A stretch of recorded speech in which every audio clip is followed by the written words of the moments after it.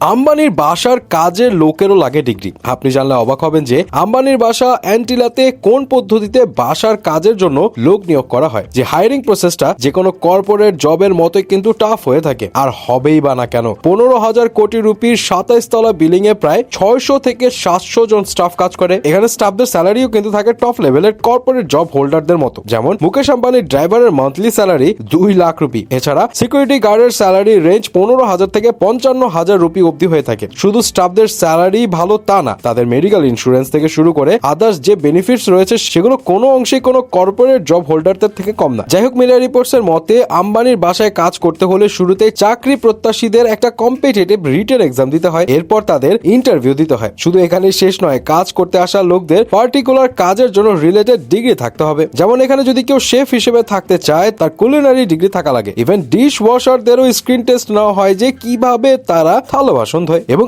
এত strict procedure বাদেও